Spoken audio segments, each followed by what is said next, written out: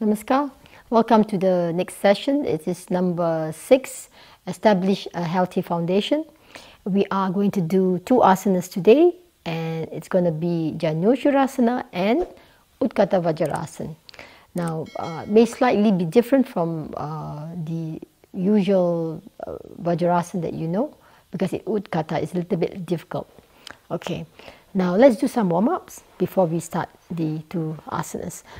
Janushirasana, it's a forward bending pose. It requires stretching the back of the legs. I'm going to just do a little bit lying down, so we could stretch the legs in the sitting and standing pose as well. We're going to do the stretching before we do the 2 very interesting lower part of the body. No, actually, Utkata Vajrasana also affects the upper part of the body very much. Let's lie down. Let go of all the tension in the body. Just soften the body for 1 minute. It's really useful actually before you use the muscle. I want you to bring your arms and just rotate your arms. Rotating, massaging the back of your shoulder blades. You feel that, especially if there are lots of bumps in the body, in the upper part of the body. Just one more time. I'm trying to massage and release some tension and change direction. And 2 and 3.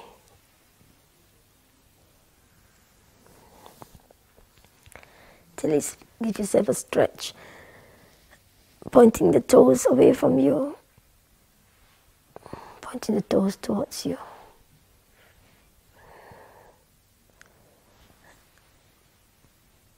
And away from you.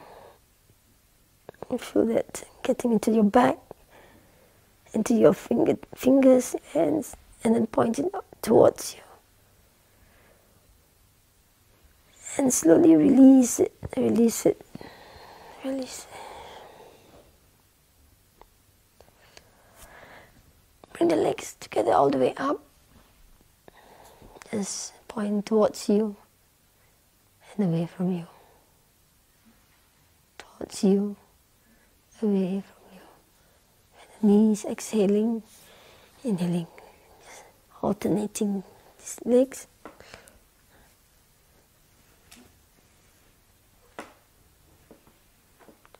Kicking a little bit.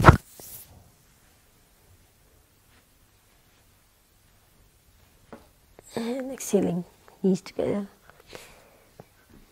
And knees bend, feet close to your bum. I'm going to ask you to raise the back a little bit. Raising.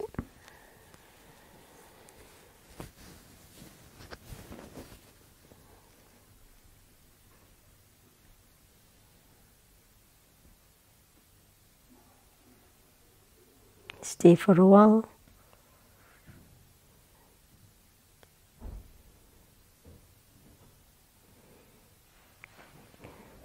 And exhaling down. Be careful with the knees when you come up and down. This is a very important part, that you don't injure the knee. And do it very slowly so you recognize what position you might get a little bit straining. Just again, one more time.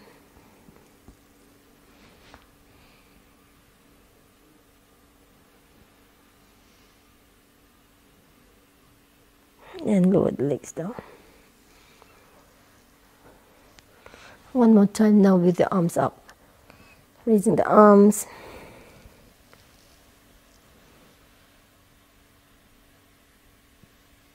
And lowering the arms.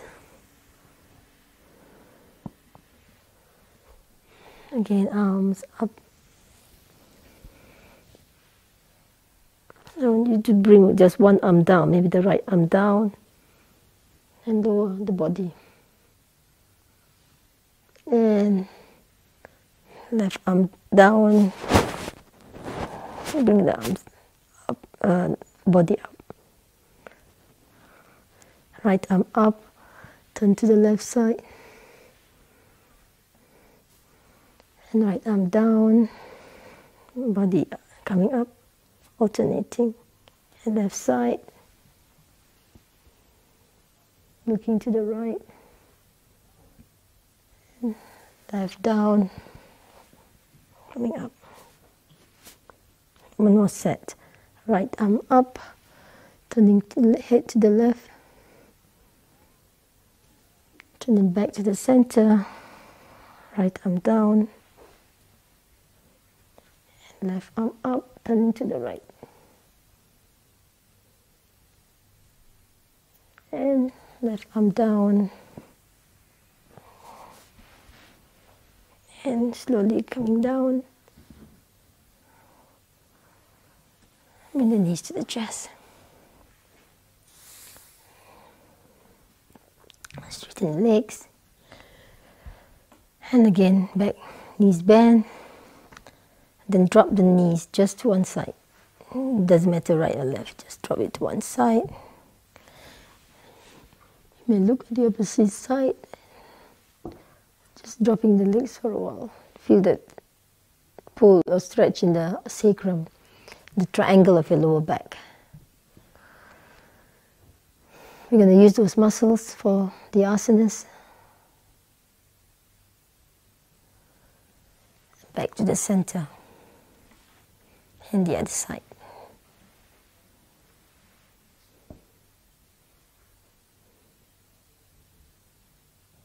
I like this stretching. It's really nice for even the hip area. The back of the kidneys area and the sacrum. They're very much confused sometimes. We do not know which muscle we are using, but they're really nice for those stretches for those areas. Okay, exhaling and release. We're gonna go into just for a while before we come to the sitting, or we rotate up to the sitting. Roll up instead of, you can turn to the right and come up, and we're just going to roll up. Exhale, come to the sitting.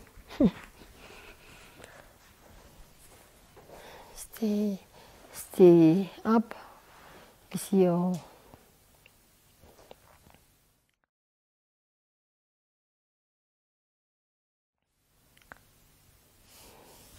legs are straight. Bring your right foot to the inner thigh of the left leg. Or for the brothers, actually, you can press into your Muladhara chakra. So this is Janushirasana. We are going to do 4 sets of that. We start with the left side, left leg. Okay. Now you can see that you need to move your body a little bit to the left because you're facing the left leg. I'm going to do one pose. We just, all right, we're going to continue. We'll start inhaling, first lengthening. Lengthening, you can feel the muscle pull on the side, so be careful that you don't overstretch it. You can also feel the stretch on the rib cage. Lengthening, shoulders are not tight. Soften the shoulders, and as you exhale, closing the gap between the body and the thigh. Now, in some cases, we may need a blanket, a block, or a blanket underneath, but let's go into it first. So bring the body closing the gap between the body and the thigh. Stay where you are. If this is comfortable for you, stay. Breathing out, holding the pose. Don't worry so much about your back. Just go into the position that you could feel comfortable about.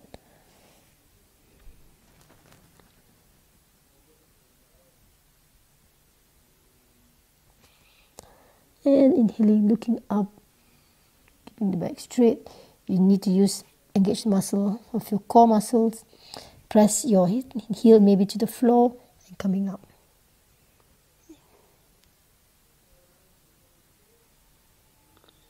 Exhaling. You may engage even the other leg to press yourself down and the heel down. Your core muscles and the strength of your arms and your breath come out of the pose. Now, some of us may need a block to support the other leg. So please do so if you need to have a block underneath or have a blanket underneath your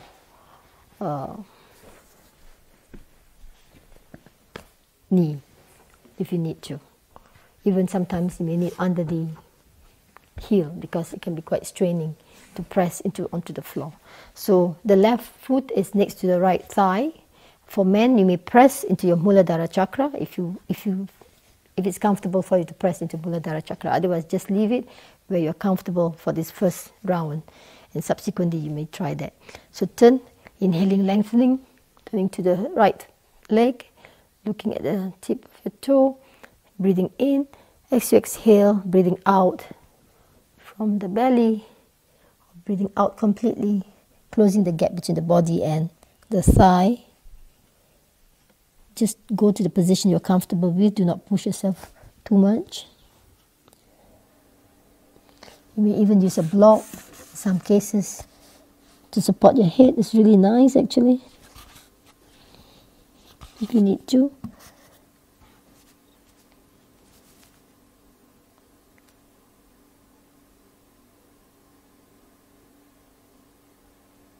Next inhalation, bring up your neck first, in line with the spine.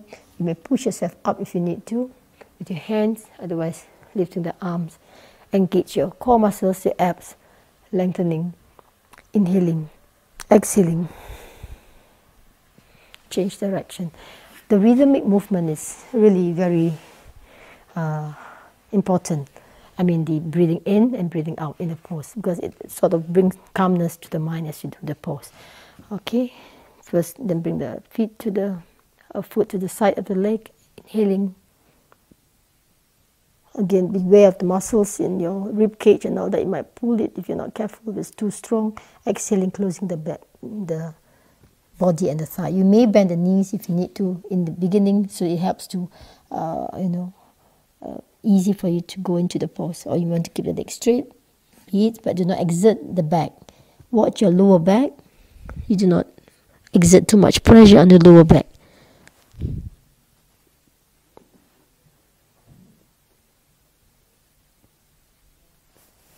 Inhaling, neck coming up.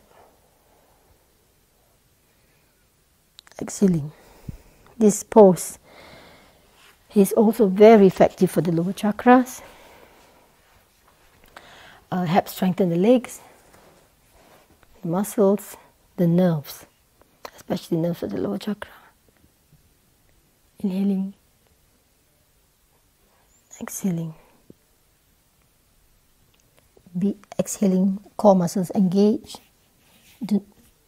As you go down, take the pressure off the lower back. Do not exert it too much, because in cases of who had herniated the bulging disc, you don't want to have a recur of that. So you want to be aware that you do not exert that pressure when you're going down, when you're bending forward.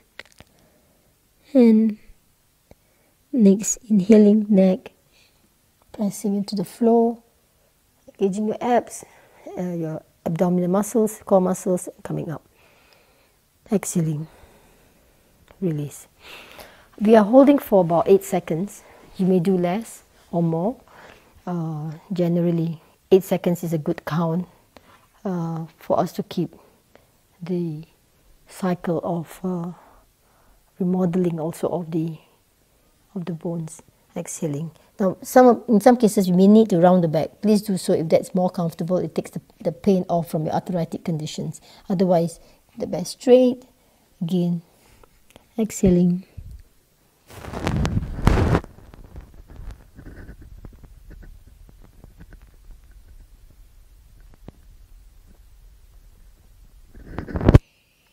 Inhale. Exhaling, release. You can see now as we go down, as we stay in the pose, we are in a state of exhalation and we're holding it to up to 8 seconds, inhaling, or less than 8 seconds. Again, exhale. Really, it's really nice to have the head on the leg. So if you cannot reach, use a block, and it's really relieving.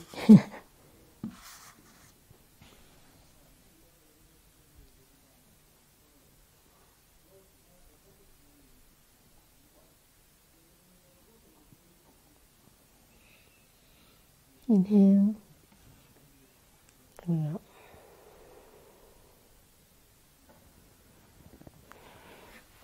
Last round.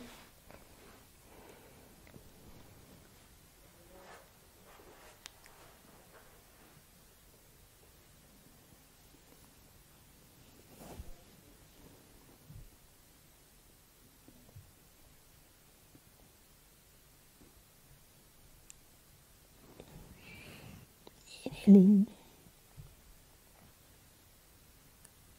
exhaling. I usually avoid this asana if I have a terrible throbbing headache. I find that it might aggravate in some cases because of the strain of the entire back muscle. However, it is very useful for conditions of nerve impingement like sciatica.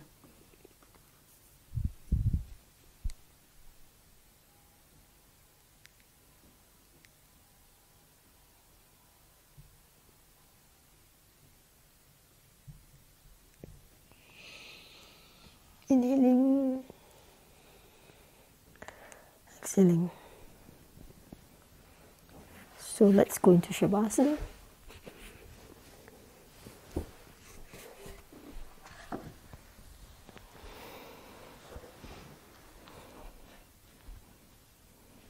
Feel the difference between doing the asana in a fast pace and in this slow pace, in rhythm with your breath and the movement. The breath moves the spine, moves the arm, the difference. It affects your mind and body.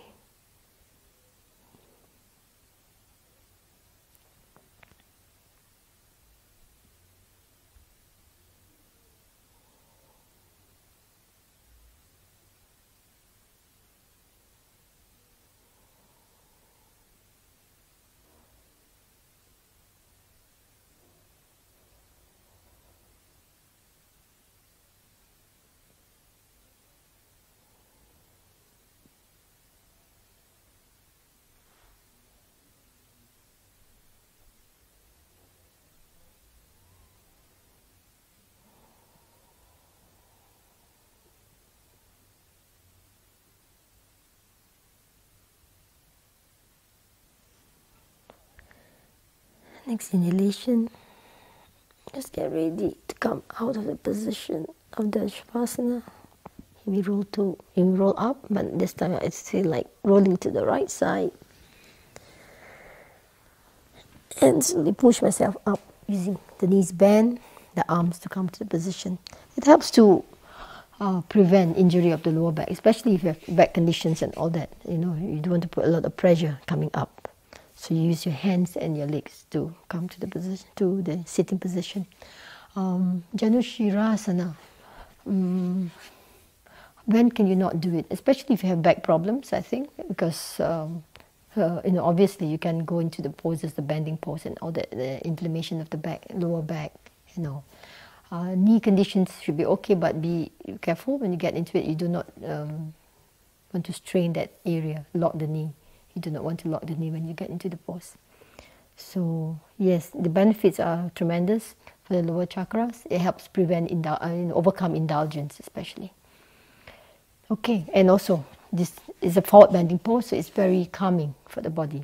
The next pose I'm going to do is Utkata Vajrasana. Utkata means difficult. Janushirasana means head to knee. This pose is Utkata Vajrasana, which means difficult thunder pose. Vajrasana, there are many ways to do Vajrasana, right? This is also Vajrasana. This is Vajrasana in a sitting pose. In some cases, this can also mean Vajrasana. So Vajrasana pose is always very useful to do, especially after eating, because you want to bring the blood, attract the blood to your digestive system so you can digest your food. So it's really nice to do it. Or of course, another way is to lie on your left side so the right nostril is predominant, so it's digesting your food. And another way is this Utkata Vajrasana. I find this Utkata Vajrasana is an instant way to digest your food it's instant, means immediately digest your food. But it can be very difficult to sit in this pose for some. So please be mindful of your knee. The pose can strengthen the knee. I have done this over time to strengthen my knee. That's why I know for sure that is, although it says that it strengthens the knee, but it can be very taxing on the knee, especially if you do not do it carefully, if you are careless about the poses, you overexert the pose. Now, I want to do it while lying. You can do it starting sitting. I will show you, but please don't try if you're not sure if this is comfortable for you, because I will show it lying down. It's much more, it's easier to, for me it's easier to do while lying down than sitting. But to go into it sitting is to place, the ultimate is to have the toes pointing side, but it can be very trying. So don't try it in the first time. Just leave your knees, your toes behind. And then some of us may need support on the upper part of the body, just in case, but you can do it. I will show you how it's done, higher even, but some of us do not. So just stay like this and slowly lower yourself down to the lying down position. But this can be very trying and stress on the knee. So if you don't want to do that, another way is to be from the lying down position. We can do one leg at a time. First, I'm going to do about 3 sets. We're going to do one leg at a time. So we bend. See the left knee, the right is bent, left knee bent. Just stay in that position for a while. You can keep the right leg bent like this, or you could straighten that if you find it's easier. So stay for a while. I'm quite flexible with this, so that's why it looks easy, but be careful. If you're a bit heavier, you may want to move to the side and just do this. So you can just, especially if you have very tight front of the thigh, your glutes is very, quads is very tight. So you may want to do it on going onto the side. Otherwise, just lie down, stay for a while. Do one at a time. You're going to do 30 seconds. And you understand also the tightness. It may go into your knees, so beware of the tightness on the knees. So you don't want to exert that. You may want to come off it a little bit before you go all the way. Or you may want to get onto your right side more, so it doesn't give you that strain. You're holding your ankle.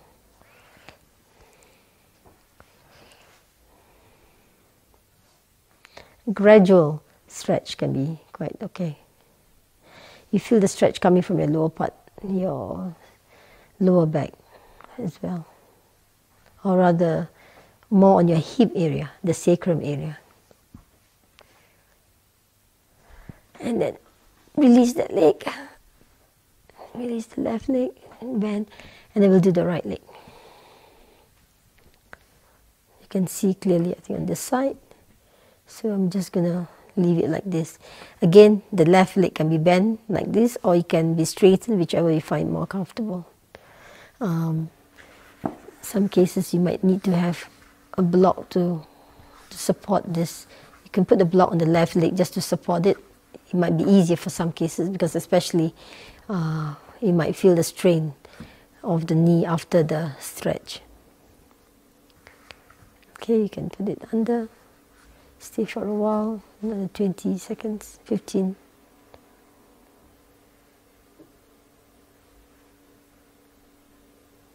You can do that, you can bend.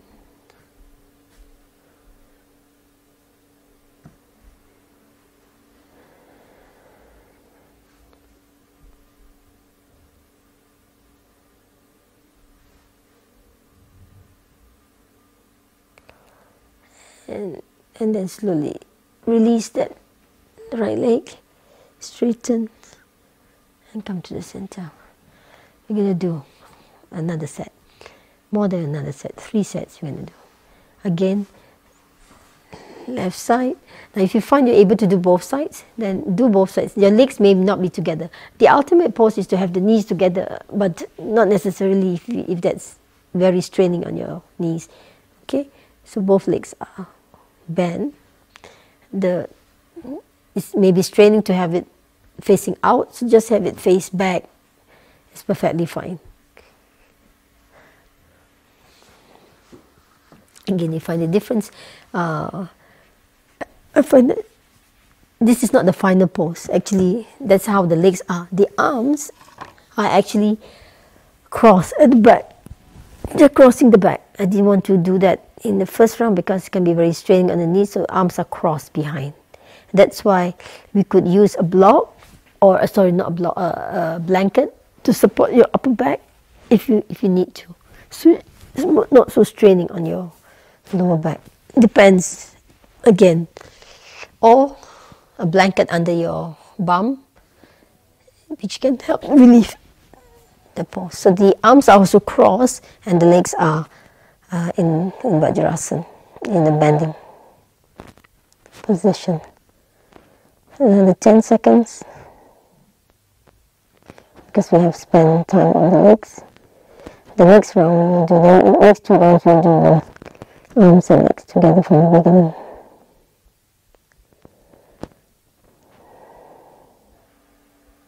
You can feel the muscle is all up into this pose. It's gradual and slowly come off. Relieve the arms and the legs.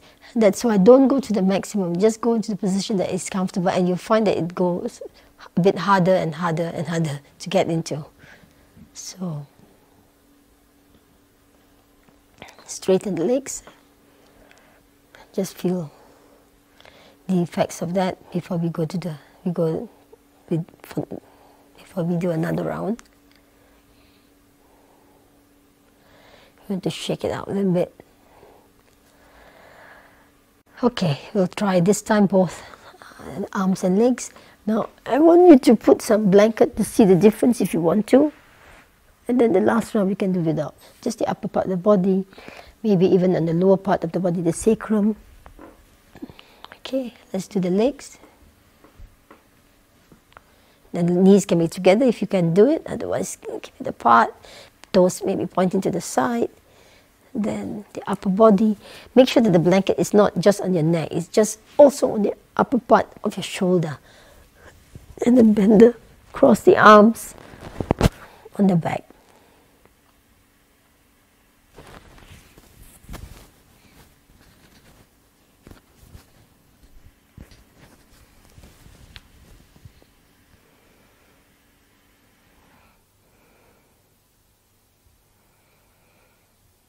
You usually stay for 30 seconds, but I have done this longer than that because I find it such a relief on the back. But please do not do too long because it depends on what the body needs. We have done a few rounds, so it's in combination. It's not just 30 seconds; it's times 4, so it's more than that.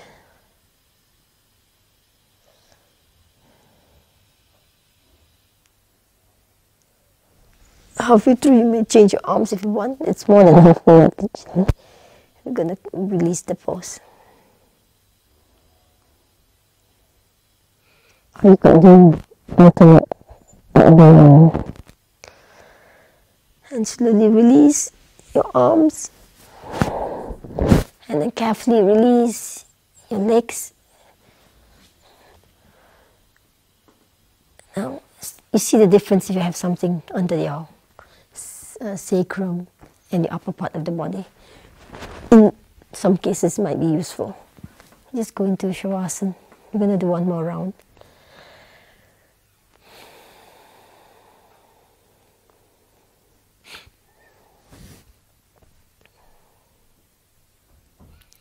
So the full rounds of the asanas can be very strong.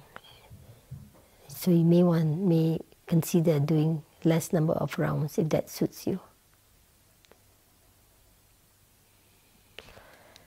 Let's do the last round. If the last round is too much for you, you may stop and go into Shavasana. Again, be careful of your ankles. With any knee injury, it's really difficult for you to do. So you need to watch how to do the asana without injuring yourself. So cross your arms. You may want to do the opposite way from what you have done before in the other round.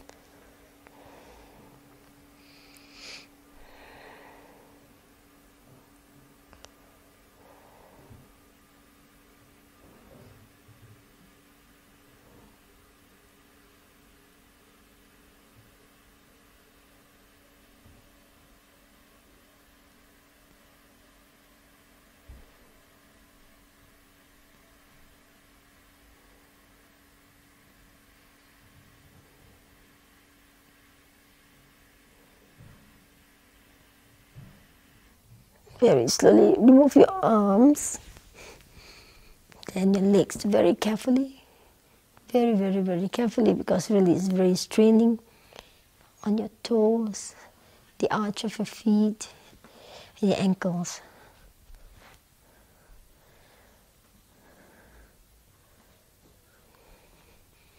You may want to bring your knees to your chest and release knees to the chest. Breathing out and release. This pose is very taxing on your ankles, toes even, heels in some cases, knees, sacrum, lower back, shoulders, arms. So if you have any injury to these areas, you should do it carefully. If you have acute conditions to these areas, you should in fact avoid doing this asana.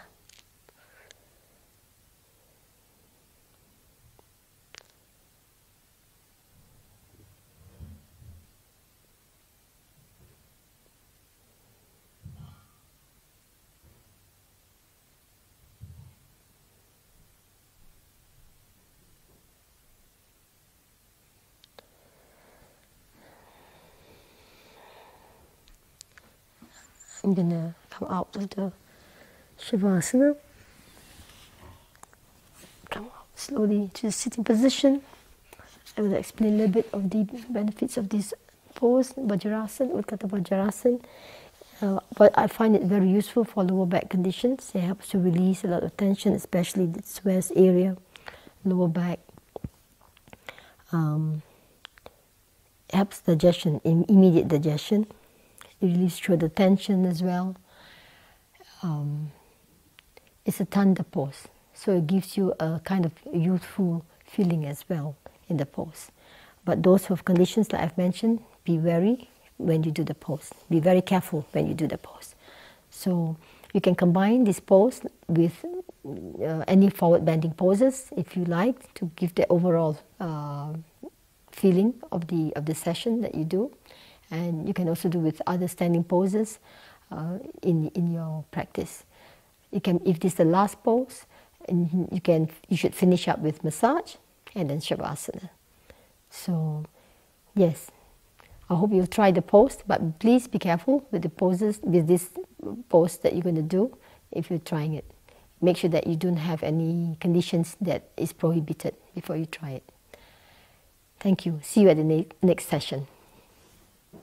Namaskar.